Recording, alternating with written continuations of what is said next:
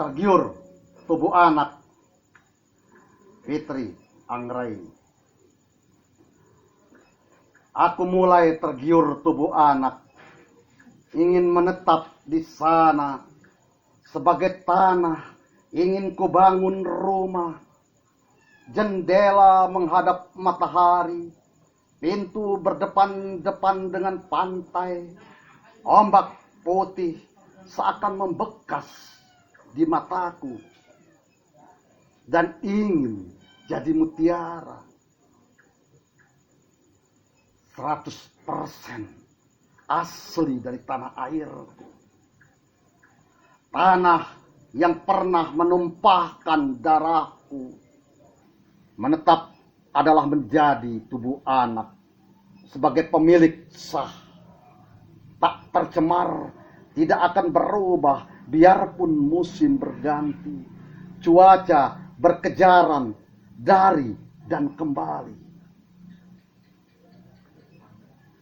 Tergiur tubuh anak istriku, hendak meminjam hati anak-anak, ingin memakai matanya, mulut anak, menulis dengan kata-kata yang dipakai anak. Kalau ia tak menggeleng, jika tidak tanpa mengangguk. Anggukan atau geleng di tubuh anak bukan kerlip bintang. Begitu aku tergiur menetap di tubuh anak di usia senjaku. Anak-anak tumbuh jadi pohon di dalam telepon genggam. Ia jadikan tanah semayan bagi dunia masa depan. Hanya beberapa jam menggambar sekolah, menulis ruang kelas, lalu combo bersama kawan-kawan masuk ke dunia maya yang ruah. Anak-anak jadi pohon di layar telepon. Tangannya adalah dedaunan, kakinya akar untuk melangkah dan melilit dunia di luar sana. Ruang kelas jadi kamar toilet, sekolah hanya bilik kecil di luasnya telepon pintar itu.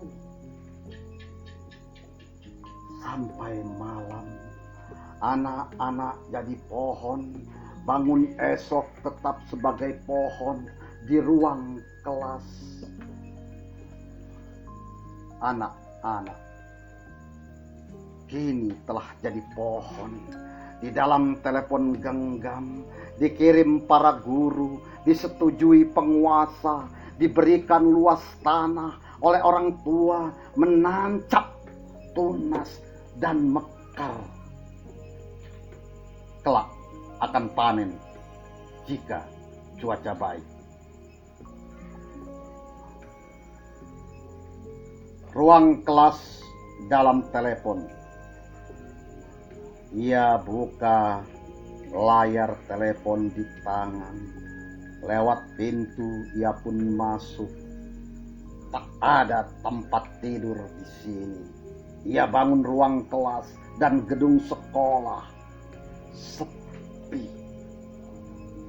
Ingin dipanggil kawan-kawannya, memulai belajar di ruang kelas. Di genggamannya telepon kecil diacung ke atas.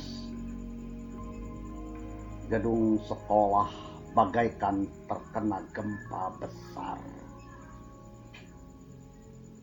Ia masuk ke dalam kelas dan pintu di telepon genggam lalu dikunci. Hingga malam ia terbangun dari tidur. Riang di dalam telepon. Anak-anak riang di dalam telepon setiap hari. Bersama kawan-kawannya melempar apa yang berada di dekatnya. Guru tidur, guru memasak. Tidak, ia main juga seperti kita dalam telepon, ke mall atau kafe. Ke dalam telepon anak-anak semakin riang. Mereka ciptakan rumah, hutan, pantai, ruang kelas, guru yang datang sesaat di jendela telepon. Cuma mengintip dan anak-anak duduk tertib.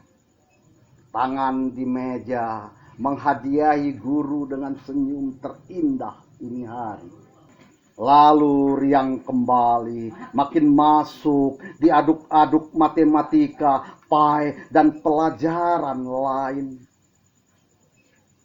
Seperti ibu mengolah sayuran jadi pecel dan sayur asam. Anak-anak begitu riang bermain di dalam telepon. Sejak jam sekolah sampai malam, hampir saja lupa warna pintu keluar.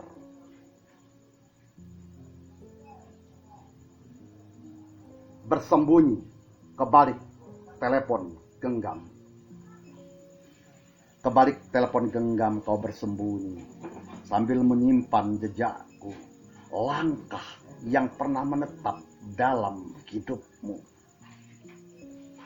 Di kamar yang tidak lagi tersekat, saling pikat. Setiap waktu kau sembunyi ke balik telepon cerdik bersama wajahmu yang tak henti tersenyum. Ada yang mengulum, tenggelam di lumat.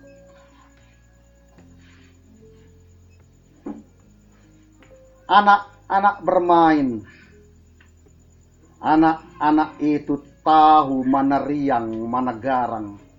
Dipetiknya dedaun dekat langit. Ia ciptakan burung, maka terbang menghampiri masjid. Saatnya kita bermain dalam puisi, kata burung, seraya meluruhkan biji di tanah subur. Kelak kalian nikmati buahnya. Senikmat buah yang pernah dimakan ibu bapakmu. Dari kata-kata di taman, kalimat dan hutan yang berbaris, sebelum sepasang kekasih itu pergi. Sebelum tanah ini akhirnya penuh dan sesak. Lalu burung-burung itu mengitari kubah masjid, menulis alamat untukmu buru nanti. Anak-anak yang tidak henti bersenang dalam puisi. Aku hanya membuka jalan. Aku cuma menunjuk taman. Kelak akan disinggahi. Maka catat dan ingat jalan itu. Maka catat dan ingat jalan itu. Sekian.